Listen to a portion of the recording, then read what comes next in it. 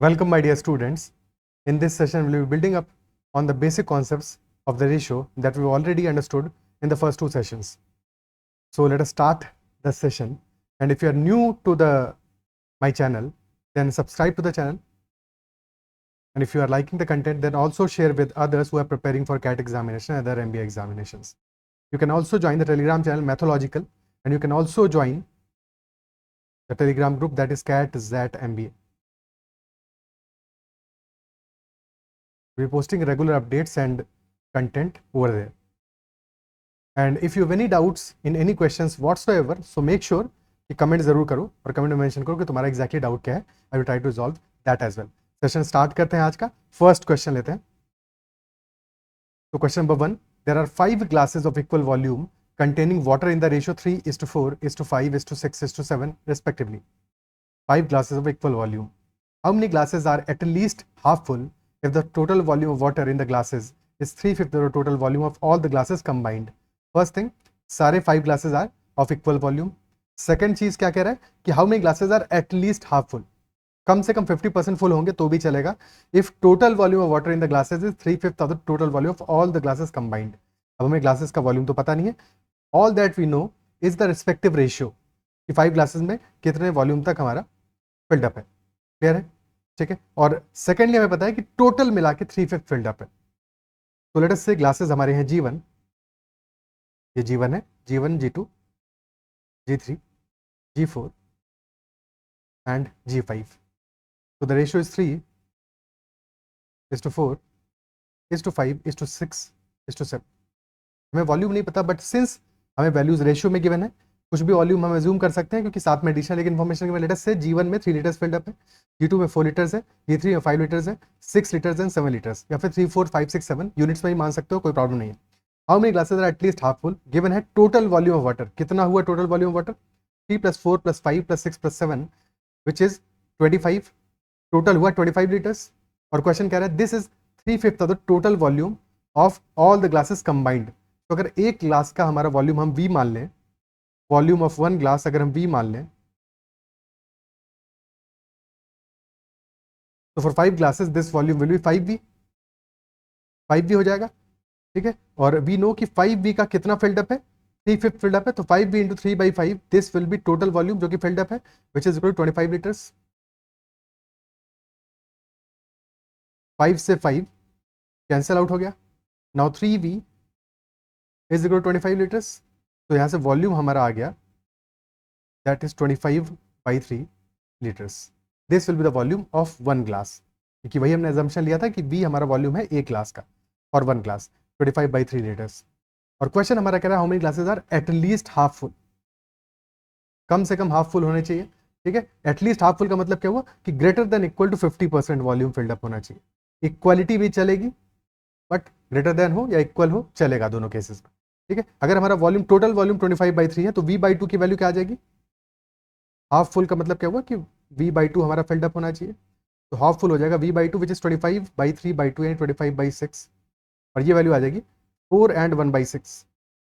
और 1/6 is almost 0.167. So 4.167 litres. At least this much volume should be full. और basically क्योंकि हमारी सारी वैल्यूज जो हमने मानी वो इंटीजर में है 3 4 5 6 7. So definitely 3 and 4 are less than 4.167. तो 3 वाला तो फिल्ड नहीं है हाफ, सेकंड वाला ही फिल्ड नहीं है, बट थर्ड वाला 5 लीटर्स 6 लीटर्स एंड 7 लीटर्स. तो ये तीनों के तीनों हमारे मोर देन हाफ है, ग्रेटर देन 4.167 लीटर्स है.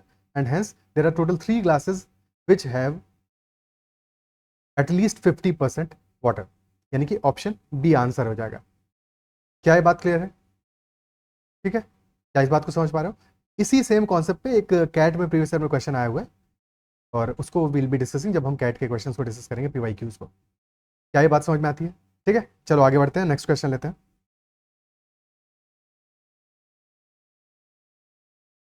Next is ratio of the number of chocolates with P and Q is 3:4. If P gives 4 chocolates to Q, the ratio of number of chocolates with them becomes 5:9. Initially ratio क्या है 3:4 का, but अगर P 4 chocolates दे देता है Q को तो ratio क्या हो जाता है? Ratio becomes 5:9. So how many chocolates were with P and Q respectively to start with? Initial ratio क्या है P और Q का? 3:4 का रेशियो है. Then P gives 4 chocolates to Q, यानी कि P के पास 4 चॉकलेट्स कम हो जाएंगी, और क्योंकि P Q को चॉकलेट्स दे रहा है तो Q के पास 4 चॉकलेट्स इंक्रीज होने वाली है, और फाइनल रेशियो हमारा अल्टीमेटली बन जाने वाला है 5:9 का। तो यहाँ पे एज्यूम कर सकते हैं हम कि लेट अस से P के पास 3x चॉकलेट्स हैं, क्योंकि हमें एक्चुअल नंबर नहीं पता है तो हमने 3x मान लिया। Q के पास 4x चॉकलेट्स हैं, तो 3x में से 4 सब्ट्रैक्ट किया और 4x में से 4 ऐड किया, और जो रेशियो रिस्पेक्टिव रेशियो क्या आएगा हमारा 3x - 4 is to 4x + 4, that is 5:9। तो इसी इक्वेशन को लिख देते हैं, 3x - 4 divided by 4x + 4 is equal to 5/9। अब क्रॉस मल्टीप्लाई कर देंगे, तो 3x × 9 is 27x, -4 × 9 is 36, plus 4x × 5 20x, plus 4 × 5 20, तो 27x - 20x आ जाएगा हमारा 7x, and that will equal to 36 + 20 which is 56। तो क्लियरली यहाँ से हमारा x आ जाएगा 56/7 which is equal to 8 units, यानी कि x की वैल्यू आ गई 8 चॉकलेट्स के बराबर आ गया। और अगर x हमारा 8 चॉकलेट्स के बराबर, क्वेश्चन यही तो पूछ रहा हूँ, chocolates for P and Q with P and Q to start with, so if x is equal to 8, Px आ जाएगा 3 × 8 विच इज 24 चॉकलेट्स, तो P के पास होंगी 24 चॉकलेट्स इनिशियली, और Q के पास होंगी 4 × 8 विच इज 32। क्या ये बात क्लियर है? ठीक है। अब क्वेश्चन हमसे स्टार्ट में पूछ रहा था, अगर एंड में पूछता तो फिर हमें चेंज करना पड़ता, 24 में से 4 माइनस करते, 32 में 4 ऐड करते, तो एंड में हमारे पास चॉकलेट्स बचती 24 - 4 which is 20 and 32 + 4 which is 36। तो एंड में चॉकलेट्स 20 एंड 36 हैं रिस्पेक्टिवली, बट स्टार्ट में होंगी 24 एंड 32। क्या ये बात क्लियर है? ठीक है, तो ये हमारा आंसर हो गया। अब ये हो गया इस क्वेश्चन को करने का एक कन्वेंशनल तरीका, जब हमने x मान के इस क्वेश्चन को सॉल्व किया। बट यहाँ पे अगर हम ऑब्जर्व करें इस क्वेश्चन में, एक बार ध्यान से समझो, क्वेश्चन हमारा क्या कह रहा है, इनिशियली कुछ चॉकलेट्स थी P और Q के पास में मिला के, हमें नहीं पता कितनी थी बट कुछ तो थी, और साथ में ये भी पता है क्योंकि 3:4 का रेशियो आ रहा है, यानी डेफिनेटली, एक बार इरेज कर देते हैं इस पूरे को फिर समझते हैं, कि रेशियो था P और Q के पास में 3:4 का, यानी टोटल मिला के कितनी है 7 यूनिट चॉकलेट्स हैं, यानी कि मल्टीपल ऑफ 7 होंगी, क्योंकि चॉकलेट्स इंटीजर में ही होंगी। अब क्या किया हमने, P ने अपनी 4 चॉकलेट्स Q को दे दी, तो बेसिकली कोई भी चॉकलेट P और Q के पास जो थी वो बाहर कहीं नहीं गई, P ने बस कुछ अपनी चॉकलेट्स जो है वो Q को ट्रांसफर कर दी, यानी total number of chocolates with P and Q is not changing. Are you able to understand this? यानी कि इन दिस पर्टिकुलर सिचुएशन जो टोटल नंबर ऑफ चॉकलेट्स है हमारा वो चेंज नहीं कर रहा है। ठीक है, टोटल नंबर ऑफ चॉकलेट्स हमारा चेंज नहीं कर रहा है, यानी कि total sum is constant.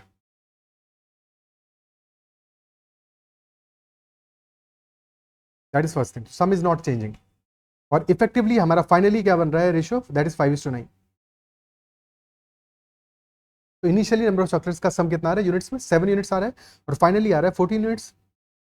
But क्योंकि सम हमारा चेंज नहीं हो रहा है, टोटल सम इज कांस्टेंट, तो अगर पहले 7 यूनिट्स आ रहा है बाद में 14 यूनिट्स आ रहा है, तो हमें इन दोनों को बराबर करना पड़ेगा, इक्वल करना पड़ेगा, और इसके लिए हम पहले वाले रेशियो में मल्टीप्लाई कर देंगे 2 से, और दूसरे वाले में कर देंगे 1 से। तो अब दोनों केसेस में हमारे पास 14 चॉकलेट्स हो जाएंगे, और जैसे ही पहले वाले रेशियो में तुम 2 से मल्टीप्लाई करोगे, सारी ये रिस्पेक्टिव वैल्यूज में भी 2 से मल्टीप्लाई करना पड़ेगा, यानी कि आ गया 3 × 2 6 = 8 वैल्यू आ गया।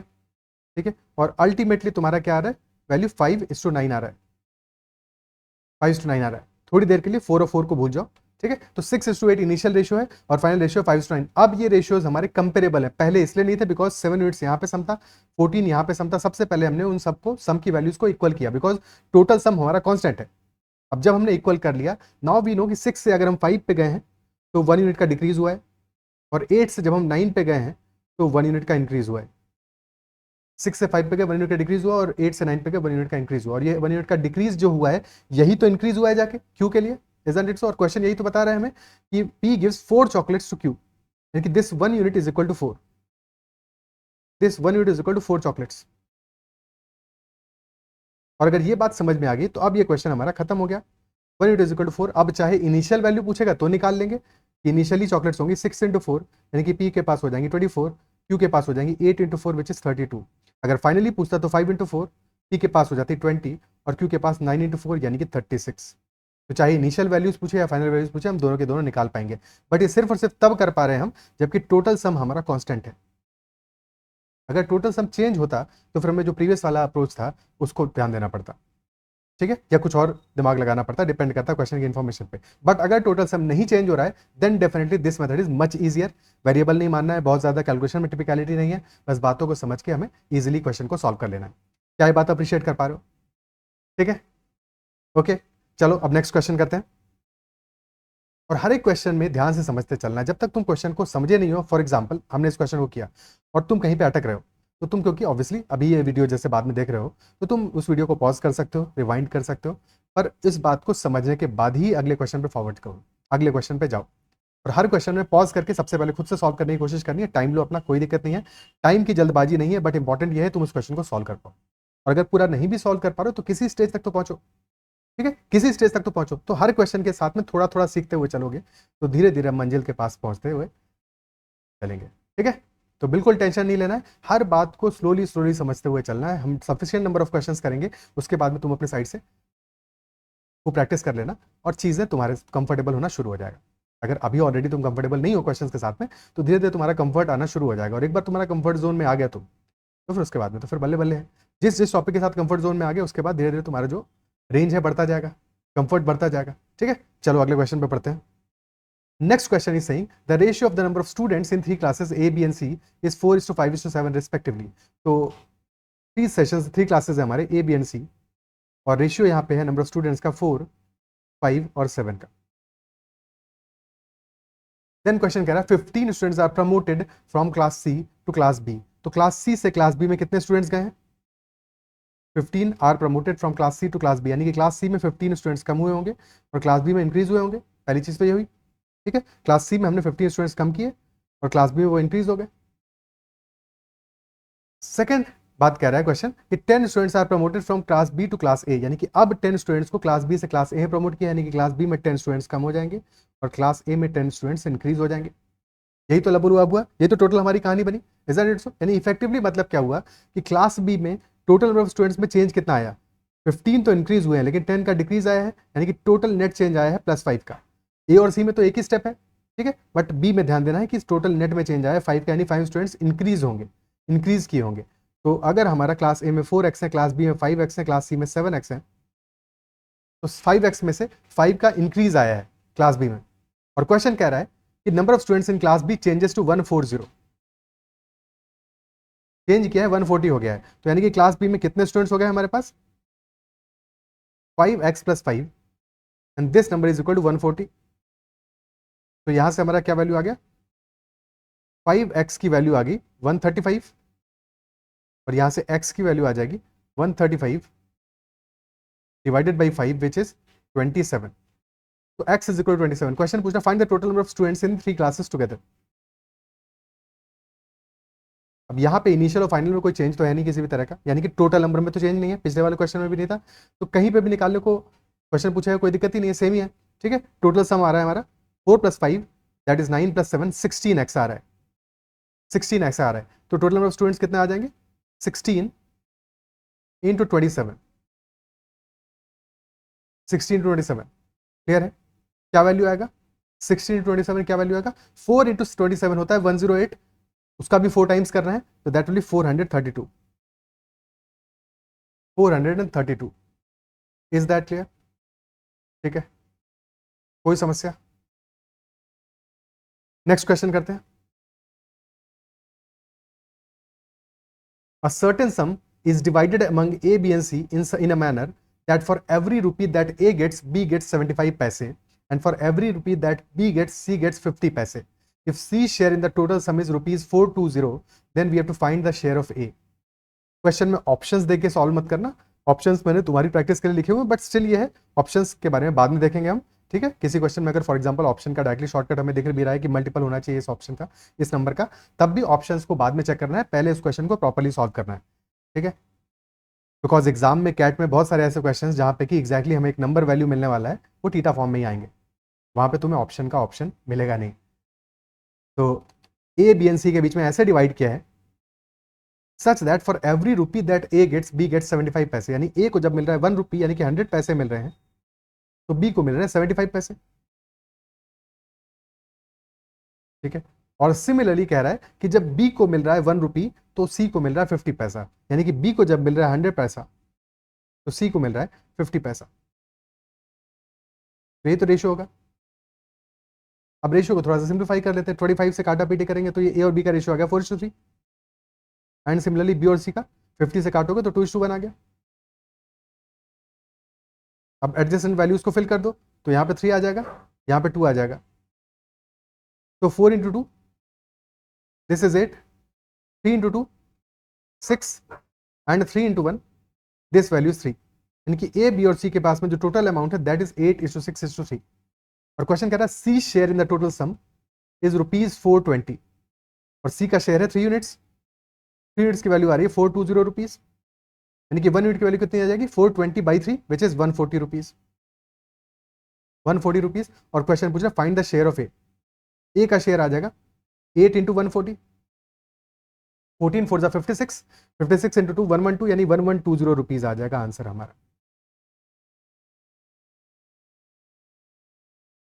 1120 will be the answer, option C. क्या ये बात क्लियर है? ठीक है, ओके। जब भी अपना कैलकुलेशन करोगे, कैलकुलेशन में हमेशा कोशिश ये करो कि जिन नंबर्स के साथ में तुम कंफर्टेबल हो, अगर वहां से आगे फॉरवर्ड करो अपनी कैलकुलेशन को तो हमेशा ज्यादा आसान होगा। फॉर एग्जांपल हमने दिया 140 इंटू 8, वैसे तो ये कोई टिपिकल कैलकुलेशन है ही नहीं, बट यू नो कि 14 इंटू 4 दैट इज 56 और 14 इंटू 80 तो डबल ही, तो उसका 112 आ जाएगा। ठीक है, ये कोई टिपिकल कैलकुलेशन नहीं, बट जहां पे भी कैलकुलेशन हमारी थोड़ी सी टिपिकल हो तो वहां पे बार बार तुम प्रैक्टिस करके जब इन नंबर्स से जाओगे तो तुम धीरे धीरे बड़े नंबर्स के साथ भी कंफर्टेबल होते जाओगे। नेक्स्ट क्वेश्चन पे चलते हैं। Next is if 2a/3 is equal to 5b/7 is equal to 6c/11, तो a is to b is to c की वैल्यू क्या होगी? a b और c का रेशियो क्या आएगा? Pause the video, try to solve it yourself. अब for example हमने कहीं पे रेशियो स्टार्ट से जैसे हम देख रहे हैं, अगर a/b गिवन है हमें 2/3, ठीक है, तो इसी चीज को हम किस तरह से लिखा जा सकता है? We can also write this as a/2 is equal to b/3। भाई ए और बी का रेशियो दिया है हमें 2/3, और इसी चीज को हम लिख सकते हैं a/2 is equal to b/3। तो अगर कहीं पे भी हमें लिखा है a/2 is equal to b/3, तो वी कैन डायरेक्टली राइट कि a is to b will be equal to 2/3। यहां से ये रिजल्ट हम डिड्यूस कर सकते हैं। क्या ये बात समझ पा रहे हो? ठीक है, a/2 will be equal to b/3। For example अगर हमें कहीं पे लिखा है कि a/5 is equal to b/4 is equal to c/2, तो वी कैन डायरेक्टली राइट कि a is to b is to c का रेशियो क्या आएगा? 5:4:2। ठीक है, एक बार और रिपीट करते हैं। लेट अस से हमें कहीं पे गिवन है कि 2/3a is equal to b/5 is equal to 3c/4। ठीक है, 2/3a is equal to b/5 is equal to 3c/4। अब यहां पे भी हम इसको कैसे लिख सकते हैं? We can say that a divided by 3/2 लिख सकते हैं इसको, इजंट इट सो? ऊपर से 2 हटा दो और ऐसे ही यहां से 3 हटा के c डिवाइडेड 4/3 लिख सकते हैं। तो a b और c का रेशियो आ जाएगा 3/2 इज टू 5 इज टू 4/3।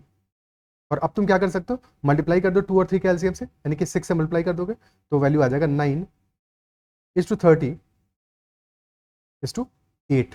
तो 9 is to 30 is to 8, that will be our ratio in this case. क्या इस बात को समझ पा रहे हो? क्लियर है? ठीक है, यही सेम चीज करने का एक और तरीका है, उसको भी समझ लेते हैं। हमने इनिशियली क्या लिखा था? 2a/3 that is equal to b/5 and that is equal to 3c/4। तो यहाँ पे 2 और 3 का एलसीएम, ये जो न्यूमरेटर में हमारे कोफिशिएंट्स हैं, 2 और 3 इनका एलसीएम ले लो और इस वैल्यू को हम कह देते हैं इक्वल टू 6। जैसे हमने इसको इक्वल टू 6 कह दिया तो नाउ वी कैन से कि ए बी सी का रेशियो क्या आ जाएगा? ए विल बी 6 इंटू 3/2, 6 इंटू 3/2 यानी कि ए आ जाएगा 9, बी आ जाएगा 6 इंटू 5 विच इज 30, और सी आ जाएगा 6 इंटू 4/3 यानी 24/3 विच इज इक्वल टू 8। तो 9 is to 30 is to 8, this will be our answer in this case. This will be our answer. Clear? तो अब अपने क्वेश्चन पे चलते हैं। यही सेम लॉजिक लगाना है वहां पे और कुछ नहीं करना है इसके अलावा। तो the question is saying 2a/3 is equal to 5b/7 and is equal to 6c/11। तो क्या कर सकते हैं? We can take LCM of 2, 5 and 6 और उसको इस रेशियो के बराबर मान लेते हैं। तो LCM of 2, 5 and 6 will be 30 आ जाएगा। तो यहां से ए बी और सी का रेशियो क्या आ जाने वाला है? Ratio for A will be 30 into 3/2, for B this will be 30 into 7/5, For C, this will be 30 into 11 by 6. So 30 into 3 by 2, that will be 50 into 3, 45. For B, this will be 6 into 7, 42. And for C, this will be 5 into 11, that is 55. So the final ratio is 45 is to 42 is to 55. That will be our answer. Clear? Next question. If A upon B plus C is equal to B upon C plus A and that is equal to C upon A plus B, then which of the following statements is correct? A upon B plus C is equal to B upon C plus A is equal to C upon A plus B, then which of the following statements is correct? Now जब भी हम ऐसा कोई question देखते हैं तो एक चीज जो दिमाग में तुरंत क्लिक करनी चाहिए, ठीक है, जो तुरंत क्लिक करनी चाहिए, क्योंकि यहाँ पे तुम अगर इस स्टेटमेंट को ऑब्जर्व करो, ठीक है, फॉर एग्जाम्पल हमें कभी भी क्वेश्चन में दिया है P upon Q plus R is equal to Q upon R plus P is equal to R upon P plus Q, ठीक है, यही सेम चीज यहाँ पे लिखी है। तो बेसिकली ऐसे क्वेश्चन में तुम क्या ऑब्जर्व कर रहे हो कि अगर हम P, Q और R को इक्वल रख दें तो क्या क्वेश्चन में कोई प्रॉब्लम आने वाली है? अगर P, Q और R आपस में इक्वल होंगे तब भी कोई प्रॉब्लम नहीं है, बिकॉज P, Q और R में ये जो हमारा एक्सप्रेशन है ये परफेक्टली सिमेट्रिकल है। सिमेट्रिकल होने का मतलब ये वो पहले एक्सप्रेशन में हमारा P, Q और R आ रहा है, फिर ऑर्डर Q, R, P आ रहा है, फिर R, P, Q आ रहा है, यानी कि बेसिकली साइक्लिकल ऑर्डर में चीजें चल रही हैं। पहले हमारा न्यूमरेटर में P आ रहा है, डिनोमिनेटर में आ रहा है Q plus R, then numerator में आ जा रहा है Q और डिनोमिनेटर में आ रहा है R प्लस P, फिर हमारा न्यूमरेटर में आ जा रहा है R और डिनोमिनेटर में आ जा रहा है P प्लस Q, यानी कि बिल्कुल साइक्लिकल ऑर्डर में चीजें चल रही हैं। और अगर बिल्कुल साइक्लिकल ऑर्डर में बिल्कुल सिमेट्रिकली चीजें चल रही हैं तो यानी कि P, Q और R यहाँ पे इक्वल हो सकते हैं, ठीक है, यहाँ पे P, Q और R इक्वल हो सकते हैं, अनलेस कि इक्वल होने पे हमारा डिनोमिनेटर जीरो हो जाए। डिनोमिनेटर कभी भी किसी रेशियो में जीरो नहीं होना चाहिए, बिकॉज तब फिर चीजें हमारे लिए क्या हो जाएंगी, अनडिफाइंड हो जाएंगी अगर डिनोमिनेटर जीरो हो गया। बट यहाँ पे जीरो होने का तो प्रॉब्लम नहीं है, तो P, Q और R हमारे इक्वल हो सकते हैं, ठीक है, यानी कि सिमिलरली जो हम बात कह रहे हैं कि इस क्वेश्चन में हमारे A, B and C can be equal, ठीक है, ये चीज दिमाग में क्लिक करनी चाहिए। बाकी इसको प्रॉपर्ली हम सॉल्व करेंगे क्योंकि उतने से काम हमारा चलेगा नहीं, ठीक है, बट ये चीज दिमाग में तुरंत आनी चाहिए कि ए, बी और सी को हम स्ट्रेट अवे यहाँ पे इक्वल रख सकते हैं, और इक्वल है तो फिर कुछ भी वैल्यू रख सकते हो या इक्वली रख दो। तो बी और सी की जगह भी हम ए प्लेस कर देते हैं, तो ये वैल्यू क्या आ जाएगा, ए अपॉन 2a और विच इज इक्वल टू 1/2, यानी कि this ratio can be equal to 1/2। But ये 1/2 कब होगा, when a is equal to b is equal to c, तब तो होगा, ठीक है। बट क्या इसके अलावा कोई और केस भी बन सकता है, तो ये भी हमें सोचना पड़ेगा, ये भी हमको सोचना पड़ेगा कि a is equal to b is equal to c में तो पता चल गया कि 1/2 तो हो सकता है, ठीक है, और अगर 1/2 का पता चल रहा है दैट इंप्लाइज कि ऑप्शन ए तो आंसर नहीं है, पक्की बात है, ऑप्शन ए तो अपना आंसर नहीं है। अब इस क्वेश्चन को प्रॉपर्ली सॉल्व करते हैं। क्या ये बात समझ पाए हो? ये सबसे पहले क्लिक करना चाहिए। इनफैक्ट इसके लिए पेन भी उठाने की जरूरत नहीं है, ये सीधे से दिख रहा है a अपॉन 2a यानी 1/2 आ रहा है, एक पॉसिबल वैल्यू है, ठीक है। अब हम इसको सॉल्व करते हैं, तो a upon b plus C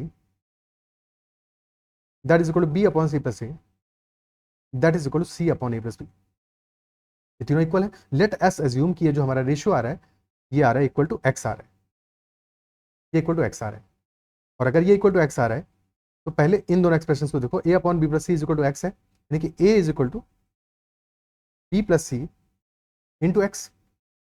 similarly b upon C plus A आ रहा है इक्वल टू x, यानी कि b is equal to c plus A into X, and by the same logic c is equal to a plus b into x.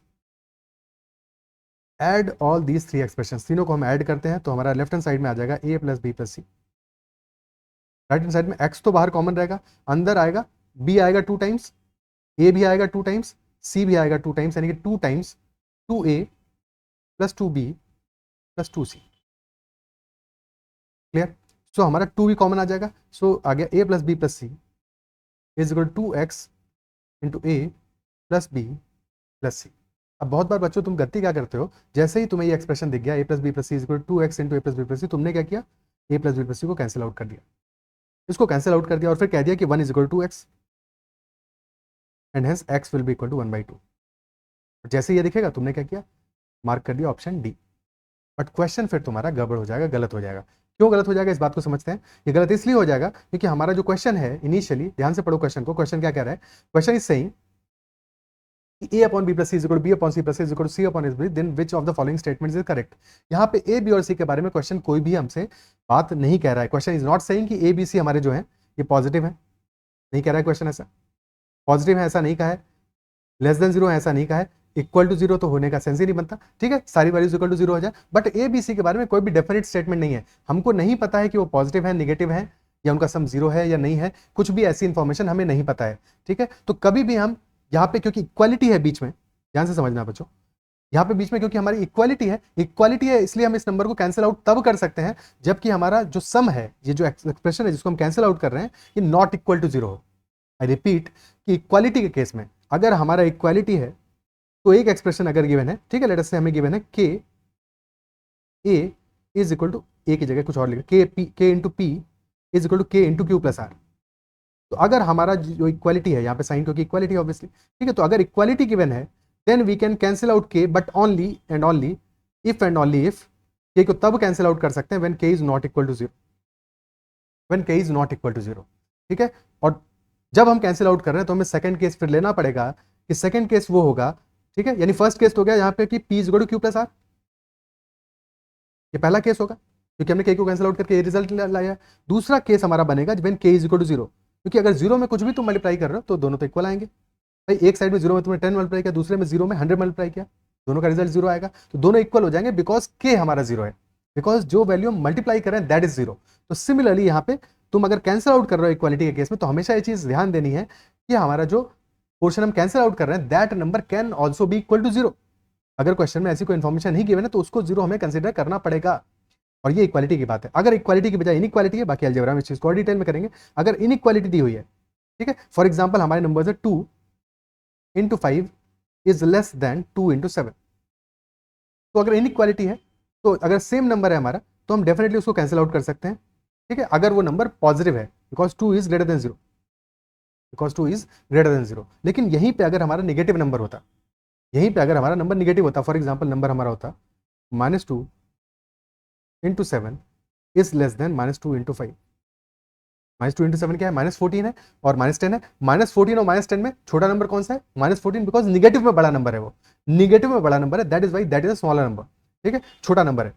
तो -14 is definitely less than -10, ये statement true है हमारा। लेकिन अब अगर तुमने -2 को कैंसिल आउट कर दिया दोनों साइड में तो रिजल्ट आ जाएगा 7 इज लेस देन 5, बट 7 तो लेस देन 5 होता नहीं है। और ऐसा क्यों हुआ, बिकॉज ये जो नंबर हमने कैंसिल आउट किया है ये हमारा निगेटिव नंबर है। और कभी भी अगर किसी इनइक्वालिटी में, चाहे वो ग्रेटर देन हो चाहे वो लेस देन हो, ठीक है, अगर इनइक्वालिटी हम बात कर रहे हैं फिर चाहे वो ग्रेटर देन इक्वल टू हो तब भी और चाहे लेस देन इक्वल टू तब भी, कोई भी इनइक्वालिटी हमें गिवन है और अगर निगेटिव नंबर को कैंसिल आउट करो तो इनइक्वालिटी हमारी चेंज हो जाएगी।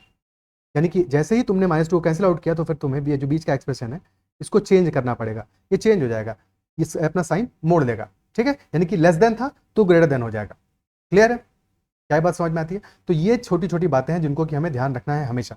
कभी भी अगर इक्वालिटी गिवन है कैंसिल आउट करो तो 0 हो सकता है, 0 होना पॉसिबल है, ठीक है। इनइक्वालिटी में अगर गिवन है तो फिर वहां पे अगर पॉजिटिव है तब तो चलेगा, साइन चेंज नहीं होगा, निगेटिव है तो साइन चेंज करना पड़ेगा, निगेटिव है तो फिर साइन चेंज करना पड़ेगा, ठीक है। और अगर परफेक्ट इनइक्वालिटी है यानी कि लेस देन या ग्रेटर देन ही सिर्फ बना है तो 0 होने का तो सवाल पैदा ही नहीं होता वहां पे, बिकॉज 0 हो जाएगा तो फिर लेस देन भी नहीं हो सकता और ग्रेटर देन भी नहीं हो सकता, फिर तो इक्वली होगा, फिर तो इक्वली होगा। क्या बात क्लियर है, ठीक है, ओके। अब वापस से अपने क्वेश्चन पे आते हैं।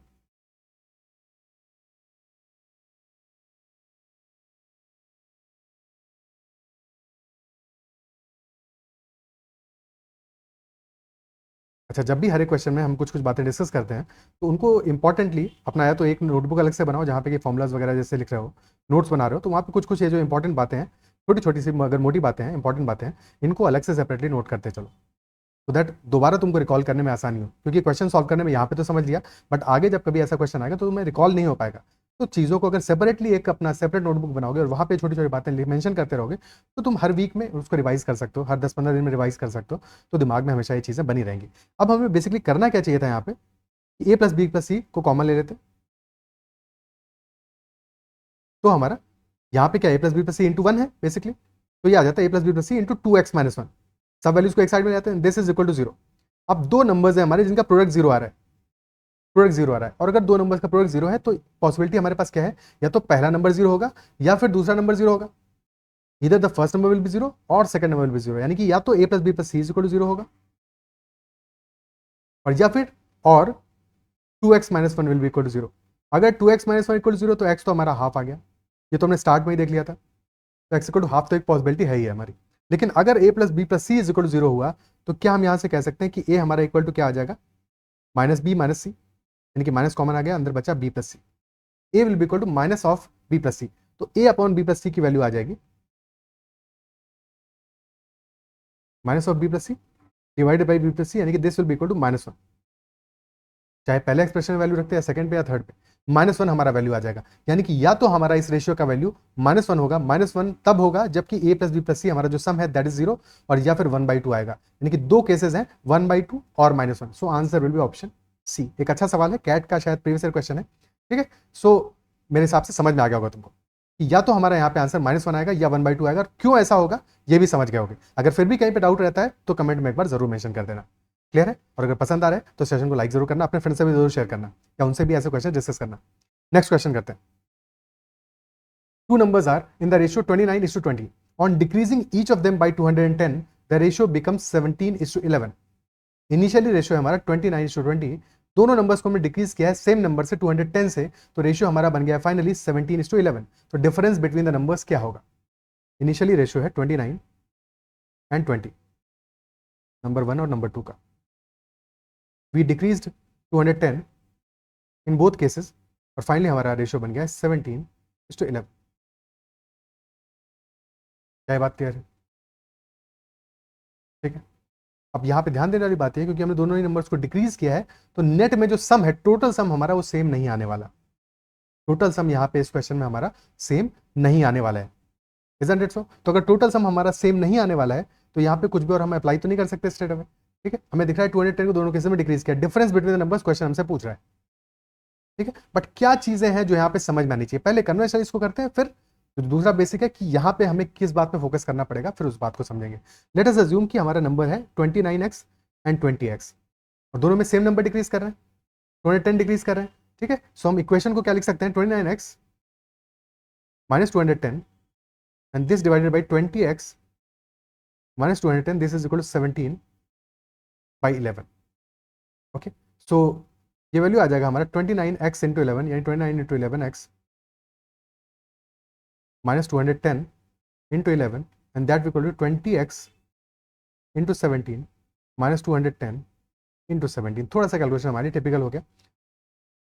अब क्या करेंगे? 29 इंटू 11 में से 20 इंटू 17 को सब्ट्रैक्ट कर सकते हैं।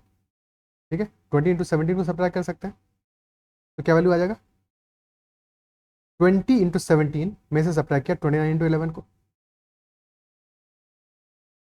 And that will be equal to 210 into 17 minus 210 into 11। तो ये वैल्यू क्या आ जाएगा? दिस इज 340 माइनस 290 प्लस 29, यानी कि 390। This into X is equal to 210 into 6, और ये वैल्यू आ गया 21, यानी कि 21x is equal to 210 into 6। 21 से 10 टाइम्स गया, so x will be equal to 60। x will be equal to 60। Clear है? ओके, जब भी हमें कभी कोई ऐसा इक्वेशन दिख रहा है, तो इंस्टेड ऑफ इस चीज़ को बार बार अलग अलग लाइंस में लिखने के, स्ट्रेट अवे तुम लिख सकते हो। पहले देखो 29x में तुमने 11 को मल्टीप्लाई किया तो आ गया 29 इंटू 11। एक्स को अभी बाहर लिखने दो, ठीक है, एक्स को बाहर लिख दो। फिर तुम्हारा राइट हैंड साइड में आ रहा है 20 इंटू 17, लेकिन जैसे ही राइट हैंड साइड में 20 इंटू 17 आ रहा है, इसको भी लेफ्ट हैंड साइड में लेके आ जाओ तो ये माइनस में आ जाएगा। बस अगर एक ही स्टेप में ये काम कर रहे हो तो साइन का हमेशा ध्यान देना है कि हमने इसको लेफ्ट हैंड साइड में एक्स वाले पोर्शन को लेके आ गए। तो जब एक्स वाले पोर्शन को लेफ्ट हैंड साइड में लेके आए हैं, तो जो बचा हुआ कॉन्स्टेंट वाला पोर्शन उसको राइट हैंड साइड में लेके जाओगे। तो 210 इंटू 11 ये हमारा आ रहा है लेफ्ट हैंड साइड में, इसको राइट हैंड साइड में लेके जाओगे तो this will be equal to 210 into 11 with positive sign, and this minus 210 into 17। और अब इसको सॉल्व कर लोगे। क्या बात क्लियर है? ठीक है, तो एक लाइन तुम्हारा बच जाएगा। और ये कई बार कैलकुलेशन में ऐसा होगा कि जब नंबर्स बहुत सिंपल होंगे तो ये स्ट्रेट अवे तुम्हें वैल्यू का आंसर तुम्हें दिखने लगेगा। ठीक है, फॉर एग्जांपल यहाँ तो टिपिकल वैल्यूज है, तुम्हें लिखना पड़ेगा, बट अगर छोटी वैल्यूज होती है 3 इंटू 4 5 इंटू 7 इस टाइप की वैल्यूज होती तो स्ट्रेट अवे तुम्हें लिख जाता कि this much X is equal to this much, hence X will be equal to this much. तो स्ट्रेट अवे बिना तुम्हें पेन चलाए हुए तुम्हें एक्स का वैल्यू पता चल जाता। क्या ये बात क्लियर है? ठीक है, क्रॉस मल्टीप्लिकेशन वाला मेथड भी एक है, बट वो मैं तुम्हें रिकमेंड नहीं करूंगा, क्योंकि बच्चे कई बार उसमें कंफ्यूज हो जाते हो, साइन का कभी बार पंगा करते हो। तो यहाँ पे एक बार लिख लिया तुमने, उसके बाद में सॉल्व करोगे, कहीं पे भी दिक्कत नहीं आने वाला। तुमसे कैलकुलेशन में एक बार प्रैक्टिस कर लोगे 2 4 5 बार 10 बार, तो ये कभी तुमसे साइन की गलती नहीं होगी। यानी कि हमेशा तुम पॉजिटिव नेगेटिव वाली चीजों में कंफ्यूज नहीं होगे। लेफ्ट हैंड साइड में लेके आओगे साइन चेंज करोगे, राइट हैंड साइड में लेके जाओगे साइन चेंज करोगे, ये बातें ध्यान रखोगे। ठीक है, चलो, तो ये तो हमारा हो गया सॉल्व करके हमने x इक्वल टू 60 निकाल दिया। क्वेश्चन क्या पूछा? डिफरेंस क्या है नंबर्स के बीच में। तो हमारा 29x है पहला नंबर और दूसरा नंबर है 20x, दूसरा है 20x। तो डिफरेंस क्या आएगा हमारा? Difference is 9x, 9x। और x है अगर 6 तो 9x आ जाएगा, 9 इंटू 60 विच इज 540। तो answer will be 540, option B. Option B हमारा आंसर आ जाएगा। क्या है बात क्लियर है? बट ये स्टिल हमारा जिस तरह की कैलकुलेशन है, ये क्वेश्चन हमारा टाइम खाएगा, जबकि उतने टाइम के इस क्वेश्चन को जरूरत नहीं है, क्वेश्चन उतना टाइम डिजर्व करता ही नहीं है। तो क्या बेटर अप्रोच होगा इसको सॉल्व करने का, वो समझते हैं। दो नंबर्स हैं जिनका रेशियो है 29 एंड 20, और दोनों को हम सेम नंबर से डिक्रीज कर रहे हैं 210 से। इस क्वेश्चन में क्या हमें देखने को मिलेगा, क्या ऑब्जर्व कर पाओगे तुम? सेम नंबर से डिक्रीज कर रहे हैं। अगर डिक्रीज अलग अलग नंबर से करते तब तो इक्वेशन बनाना हमारे लिए मजबूरी होता। अगर हम अलग अलग नंबर से डिक्रीज करते तो फिर इक्वेशन बनाना हमारे लिए मजबूरी होता। फॉर एग्जाम्पल कि हमारे पास एक पर्सन ए है, एक पर्सन बी है। ए के पास 10 चॉकलेट्स है, बी के पास 15 चॉकलेट्स है, और हमने ए के 2 चॉकलेट्स छीन ली, ठीक है, और बी की भी 2 चॉकलेट्स हमने छीन ली। तो अब ए के पास चॉकलेट्स बची हैं 8, बी के पास बची हैं 13। तो क्या तुम ऑब्जर्व कर पा रहे हो कि क्योंकि हमने दोनों की सेम नंबर ऑफ चॉकलेट्स कम किए हैं, तो जो डिफरेंस है दोनों के बीच में इनिशियली भी 5 है और फाइनली भी 5 है, यानी कि डिफरेंस हमारा चेंज नहीं हो रहा है। यानी पीछे जैसे हमने एक केस में किया था कि सम चेंज नहीं हुआ था, सिमिलरली इस केस में हमारा डिफरेंस इज कांस्टेंट। यहां पे डिफरेंस हमारा कांस्टेंट है, और अगर डिफरेंस कांस्टेंट है तो हम डिफरेंस में इक्वेट कर सकते हैं, यानी डिफरेंस को हमें सेम करना पड़ेगा दोनों केसेस में। और इसीलिए तुमने देखा होगा कि क्वेश्चन हमारा पूछा difference between the numbers. Question हमसे ये नहीं कह रहा डिफरेंस बिटवीन नंबर्स इनिशियली और डिफरेंस बिटवीन नंबर्स फाइनली, क्योंकि इनिशियली और फाइनली डिफरेंस चेंज नहीं हो रहा है। तो क्वेश्चन भी हमारा ये बात बता रहा है हमको कि difference is not changing. Initially difference कितना है? 29 और 20 के बीच में 9 यूनिट्स का डिफरेंस है, और फाइनली डिफरेंस है 17 और 11, इनके बीच में 6 यूनिट्स का डिफरेंस है। और डिफरेंस को हमें इक्वल करना पड़ेगा। इनिशियली 9 है, फाइनली 6 है। 9 और 6 का एलसीएम क्या आ जाएगा? एलसीएम आ जाएगा 18। यानी कि अगर हम इनिशियल वाले रेशियो को मल्टीप्लाई कर दें 2 से, तो 9 टू 2 18 हो जाएगा यहाँ डिफरेंस, और फाइनल वाले को मल्टीप्लाई कर दें 3 से, तो यहाँ भी हो जाएगा 18। अब इनिशियल रेशियो हमारा आ गया 29 इंटू 2 विच इज 58, और 20 इंटू 2 40, और फाइनल रेशियो आ जाएगा हमारा 17 इंटू 3 51, और 11 इंटू 3 33। 58 में तुम 7 सब्ट्रैक्ट करोगे तो आएगा 51, 40 में 7 सब्ट्रैक्ट करोगे तो आएगा 33। और हमें पता है हमने 7 नहीं सब्ट्रैक्ट किया, हमने सब्ट्रैक्ट कितना किया है? 210 सब्ट्रैक्ट किया है, यानी 7 unit is equal to 210। So 1 unit कितना आ जाएगा? 30 के बराबर। 1 unit will be equal to 30, clear है? और अगर 1 यूनिट हमारा आ रहा है 30 के बराबर, डिफरेंस है हमारा टोटल 18 यूनिट्स का, तो 18 इंटू 30, तो answer will be 540। Our difference will be 540। Calculation कितना ज्यादा हमारे लिए आसान हो गया इस केस में, देख पा रहे होगे। तो ऑप्शन बी हमारा आंसर हो गया। दोनों तरीके समझ में आने चाहिए, बिकॉज कई बार ऐसा होगा कि ना तो सम कांस्टेंट होगा ना तो डिफरेंस कांस्टेंट होगा, तो वहां पे तो हमें कन्वेंशनल तरीके से ही इस क्वेश्चन को सॉल्व करना पड़ेगा। बट अगर सम कांस्टेंट है तो तरीका हमने देख लिया, अगर डिफरेंस कांस्टेंट है तो तरीका देख लिया। अगर सम कांस्टेंट है तो सम को इक्वल करेंगे, अगर डिफरेंस कांस्टेंट है तो डिफरेंस को इक्वल करेंगे। Is that clear? Now moving on to the next question. Jatin distributed some chocolates to his friends Kajal, Rakesh and Kapil in the ratio 3:4:5 respectively. Jatin ने कुछ चॉकलेट्स डिस्ट्रीब्यूट किए हैं काजल को, राकेश को और कपिल को।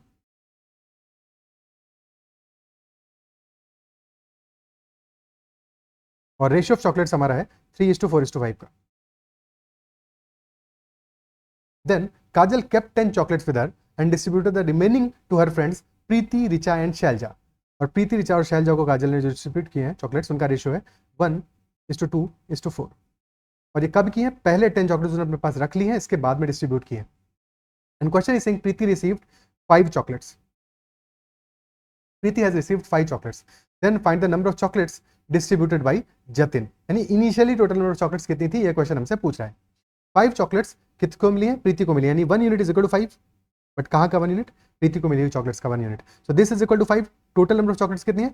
1 + 2 + 4, यानी कि 7 यूनिट्स है। तो 7 इंटू 5, दिस विल बी 35। तो 35 चॉकलेट्स टोटल कितनी है जो कि डिस्ट्रीब्यूट की है काजल ने। बट काजल ने डिस्ट्रीब्यूट किया, उसके अलावा 10 चॉकलेट्स अपने पास भी रखी थी। Total number of chocolates with Kajal will be 35 + 10 which is equal to 45। तो 45 टोटल नंबर चॉकलेट्स है काजल के पास में, 3 यूनिट्स है, तो 3 यूनिट्स इज इक्वल टू 45, यानी कि 1 यूनिट इज इक्वल टू 15 हो गया। टोटल नंबर ऑफ चॉकलेट्स अब यहाँ पे कितनी आ गई, काजल प्लस राकेश प्लस कपिल की चॉकलेट्स आ गई 5 + 4 9 + 3 12 यूनिट्स आ गई। तो टोटल चॉकलेट्स आ जाएगा 12 × 15 विच इज 180 चॉकलेट्स। अब यहाँ पे क्वेश्चन थोड़ा सा और ये भी कर सकता था कि जतिन ने भी कुछ चॉकलेट्स रख दी थी अपने पास, तो 180 में फाइनली उस वैल्यू को ऐड कर देते हम। अगर ऐसा हमें कोई नंबर गिवन होता तो उसको 180 के बाद में 180 कैलकुलेट करने के बाद में हम फाइनली ऐड कर देते और अपना आंसर आ जाता। फिलहाल यहाँ पे ऐसा कुछ नहीं है, तो ऑप्शन डी हमारा स्ट्रेट अवे आंसर आ जाएगा कि 180 is the total number of chocolates distributed by Jatin. Is that clear? Okay,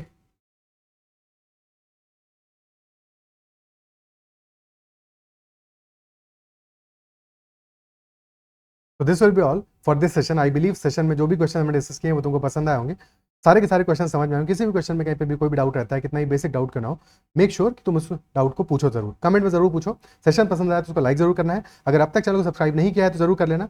साथ में कहीं पर भी तुम्हारा एप्रिसिएशन है, कोई फीडबैक है तो कमेंट में जरूर मैंशन करना।